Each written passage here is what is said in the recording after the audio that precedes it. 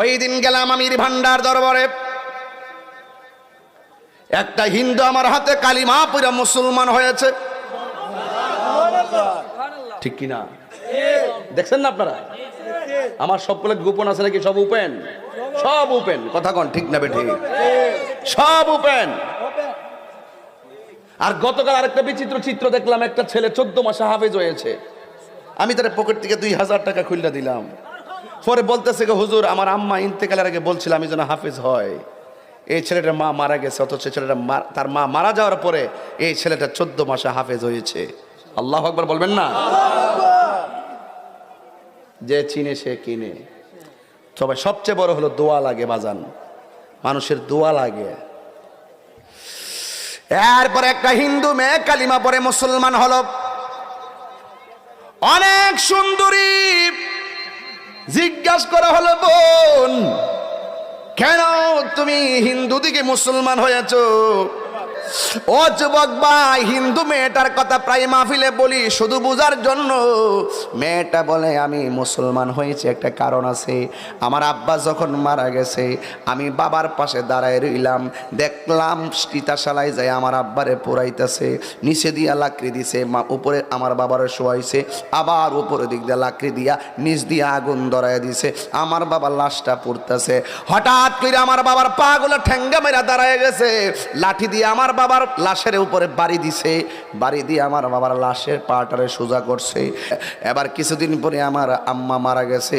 আমার আম্মা বড় পর্দাশীলা ছিল, আমার আম্মা এত পর্দাশীলা ছিল, যদিও হিন্দু কিন্তু নিজের পর্দা নিজের শরীরটারে তিনি ওপেন করতেন না। কিন্তু ঘটনাক্রমে একদিন আমার আম্মা দুনিয়া থেকে বিদায় হয়ে গেল।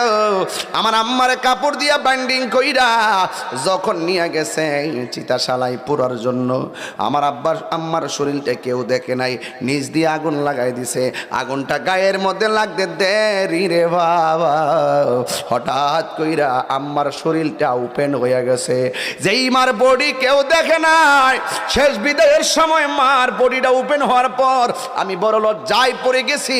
কিছুক্ষণ পরে দেখলাম আমার আম্মার পাটা এমন ভাবে ঠেঙ্গা মেরা উঠতে গেছে, লাঠি দিয়ে আমার আম্মার শরীরের মধ্যে আঘাত করছে। কিন্তু জীবনে আমার মার গায়ের মধ্যে কেউ লাঠি দিয়ে আঘাত করে নাই, জীবনে আমার আম্মার বডি কেউ দেখে নাই। আজকে শেষ বিদায়ের সময় এ কেমন লজ্জাস্করের মতো মনে হলো। কিন্তু আমি যখন দেখলাম আমার বাবার এই শেষ বিদায়ের অবস্থা, মার এই অবস্থা, হঠাৎ কইরা মুসলমানদের শেষ বিদায়ের চিত্রটা আমার চোখের মধ্যে ভেসে উঠেছে। মুসলমান যখন মারা যায় ওই চতুর্দিক দিয়া কাপড় টানায়, কসকু সাবান দিয়া এমন গরম পানি দেয় না যে গরম লাগে, এমন ঠান্ডা পানি দেয় না যে ঠান্ডা লাগে, কিন্তু কসকু সাবান দিয়া তারে গোসল করায়, চতুর্দিক দিয়ে কাপড় টানাই, আবার শরীর থেকে চাদর দিয়া বডি থেকে কাপড়টা খুললা তারে এমন ভাবে গোসল করায়, আঙ্গুলগুলা খিলাল কইরা দেয়, দাঁতগুলা খিলাল কইরা দেয়, পায়ের আঙ্গুলগুলা খিলাল কইরা দেয়। বন্ধুরে আমার, ও আমার ইচিরে বাবারা, এই আমার হবিগঞ্জের বাবাজিরা গো, ও আমার শাস্তাগঞ্জের বাবারা, যত জায়গা থেকে আপনারা এসেছেন, ইন দি মিন টাইমে ডাক দিয়া বলে আমি মুসলমানদের চিত্র মনে হয়ে গেল। মুসলমানরা গোসল দেয়, কানের মধ্যে তুলা লাগায়, ভিতরে যেন পানি না ঢুকে। কথা কন ঠিক কিনা? এত মায়া কান দিয়া তুলা ঢুকাই, যেন কান দিয়া পানি না ঢুকে। কত মায়া কইরা মুসলমান রে গোসল দেয়, আবার আতর গোলাপ জল দিয়া তার সুগন্ধি ছিটাইয়া দেয়।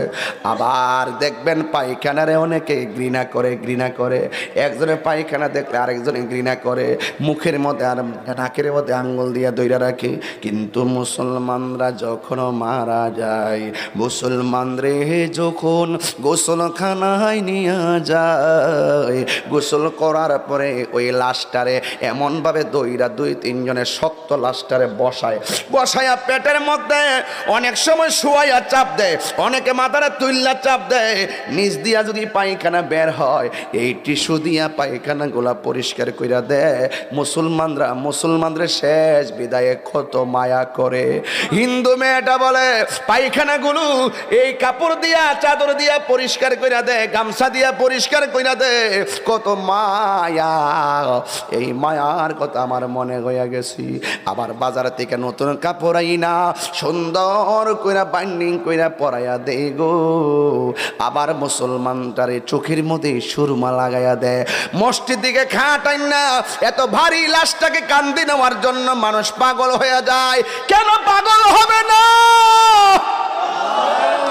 আমার নবী বলে ও আমার উম্মত, আহারে ও আমার উম্মত, যারা মৃতের লাশটারে কাঁধের মধ্যে লইয়া 40টা কদম দিবে। আমার নবী বলে যারা লাশকে কাঁধে লইয়া 40টা কদম দেয় আমার আল্লাহ 40টা কবিরা গুনাহ মাফ করে দেয়। আর বড় করে কন্যা আল্লাহু আকবার। আমার যুবক ভাইরা, ও মুরব্বী আব্বারা, দেখবেন লাশ লওয়ার জন্য মানুষ পাগল হয়ে যায়। হিন্দু মেয়েটা বলে ভারী কোনোদিন যে কান্দে লয় না, সেও লাশটারে কান্দে নেওয়ার জন্য পাগল হয়ে যায়। জানাজার ময়দানে যায়, যাইয়া সুন্দর করে মানুষ লাইন ধরে দাঁড়ায়, কত শৃঙ্খল, হাতটা বুকের মধ্যে বাইন্দা মাথাটা নোয়াইয়া চোখের পানি ফালাইয়া ফালাইয়া কান্দে। আর মানুষ একটা সামনে দাঁড়াইয়া কি সুন্দর করে মাপ চায়, কি সুন্দর করে মানুষের কাছে ক্ষমা চাই। হাদিস শরীফের মধ্যে আছে জানাজার ময়দানে যদি লাশটার কাছে দাঁড়াইয়া যদি কেউ বলে মানিক মিয়া আজকে মারা গেছে, আমি জানতে চাই মানিক মিয়া ব্যক্তি হিসাবে কেমন ছিল। সবাই বলে ভালো ছিল। মানিক মিয়া ব্যক্তি হিসাবে কেমন ছিল? কই ভালো ছিল। মানিক মিয়া ব্যক্তি হিসাবে কেমন ছিল? ভালো ছিল। আল্লাহর হাবিব বলেন যেই ব্যক্তি 3 বার এমন ভাবে মানুষের কাছ থেকে জবানবন্দি লয়, আল্লাহ ওই সময় ফেরেশতাদেরকে ডাক দিয়ে বলে দেখ সমাজের শত শত মানুষ তারে ভালো কইতাছে, তোরাও সাক্ষী থাক, আমি আল্লাহ তার নামটারে প্রেমিকের খাতায় তুলে দিলাম। আল্লাহু আকবার,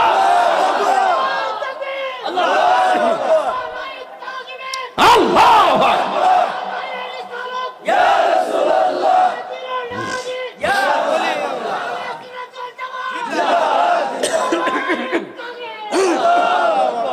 আল্লাহু আকবার বলেন, আর যেন আল্লাহু আকবার। আমার যুবক ভাইয়েরা, আমি কিন্তু ওয়াজ করতেছি, মাঝে মাঝে কিন্তু আকীদা ঢুকাইতেছি। এইগুলো আমাদের দেশে নাই। গেলে কার আগে কেডা জানা পড়বো, কই সময় গেছে তো বাজারে গিয়ে ঘন্টার পর ঘন্টা বয়াতে হে এই মুনাফিকের গোষ্ঠী। আর এই মানুষটারে সুন্দর করে ভালোবাসা কবরে নিয়ে বিদায় করে চোখের পানি ফেলায় বিদায় করব, সবাই মিল্লা এক খাস করে তার জন্য দোয়া করব। এই মানুষগুলোকে কবরের পারে পাওয়া যায় না, কথা বলেন ঠিক কি না? বলা খোদার কসম করে বলি, তুমি যদি অস্থির হয়ে যাও, তুমি কাগজে কলমে লিখে রাখো, তুমি মারা যাওয়ার পরে মানুষ খুঁজে পাবে না।